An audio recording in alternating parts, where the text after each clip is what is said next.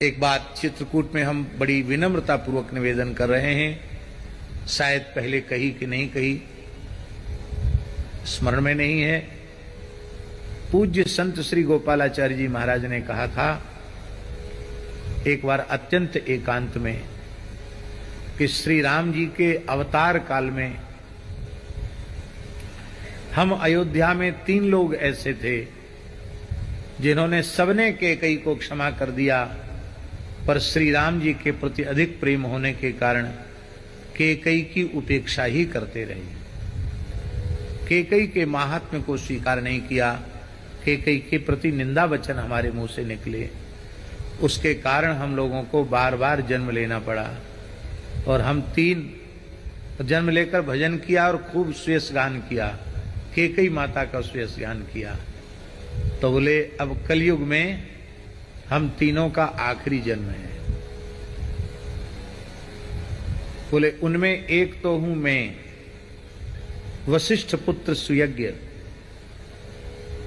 राम जी के प्रति अधिक प्रेम होने के कारण क्षमा नहीं कर पाए कैकेयी मां को, लेकिन अब समझ में आया कैकेयी जी का स्वरूप क्या है। और उनमें दूसरे महापुरुष हैं पूज्य बक्सर वाले मामा जी। और बोले मामा जी चले गए तब बहुत दुखी थे, तब उन्होंने एकांत में बताया था। बोले हम भी अब इस समय पे जाने वाले हैं, बोले इस कार्तिक में हम भी चले जाएंगे, हम भी लौट के नहीं आएंगे। और कार्तिक गोपाष्टमी के दिन ही पूज्य श्री संत गोपालाचार्य जी महाराज भगवत धाम प्रयाण किए। और बोले हमने कहा महाराज जी तीसरा कौन है, वो इसलिए तीसरे का नाम हम आपको नहीं बताएंगे। ये 2 नाम बताए, तीसरे का नाम हम नहीं बताएंगे क्योंकि उस तीसरे को अभी बहुत समय तक धरती पर रहना पड़ेगा, इसलिए हम नहीं बताएंगे। तो कहने का अर्थ उन्होंने साधु सभा का सेवन नहीं किया है जो माता कैकेयी को दोष देते हैं। इससे सिद्ध होता है कि पूज्य बक्सर वाले मामा जी और श्री संत गोपालाचार्य जी महाराज सामान्य कोटि के महापुरुष नहीं थे।